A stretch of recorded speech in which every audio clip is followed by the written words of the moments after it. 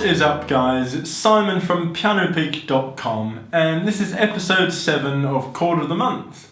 If you're new to Chord of the Month, then the idea is that every month I show you one of my favourite chords or voicings, and then if you spend that month trying to integrate it into your playing, you'll quickly build up a collection of awesome voicings.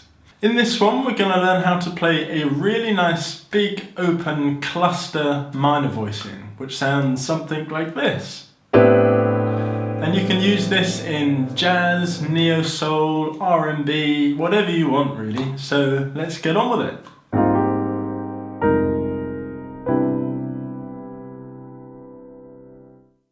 So here it is. And this would technically be called an A minor 11.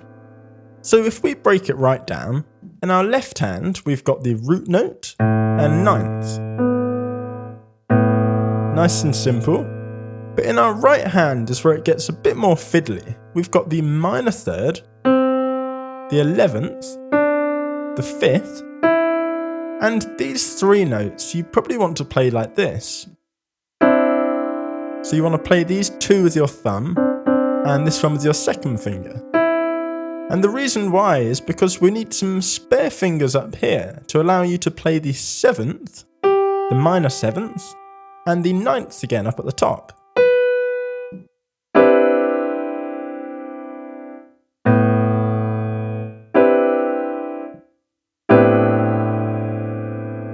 So it's a big open chord, but we've got this nice cluster in the middle, and the mixture of the open and the dense creates this lovely rich sounding harmony. So what's an easier way to remember this, since there's quite a few notes in there? Well, this voicing may look very familiar to you. This is a very common way to play a rootless minor 9. So here's a standard A minor 9. And if we just move the root note an octave below. So if we start with this, creating our big cluster voicing will seem much easier. All we have to do is add the 9th in the left hand, and add the 11th in the right hand. So A minor rootless voicing, 9th, 11th. Let's quickly build this chord in a couple of other keys, then I'll show you some examples of how you could actually use it.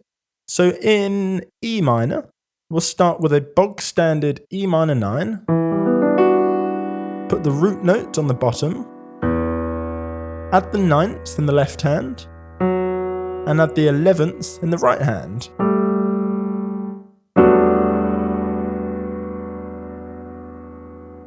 One more time in F minor. Start with a bog standard F minor 9. Put the root note an octave below. Add the 9th in the left hand. And add the 11th in the right hand.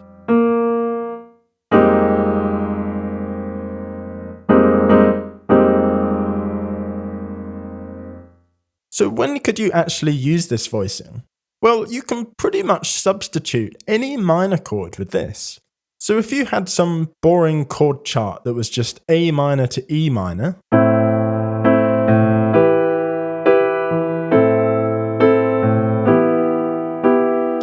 you could really spice that up by replacing both of those chords with this voicing.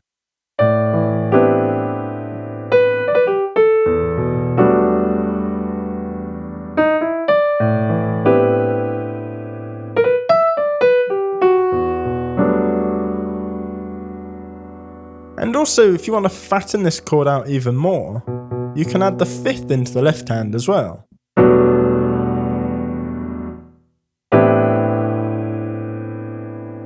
Also, in a jazz context, this will come in handy all the time. For example, in a 2-5-1.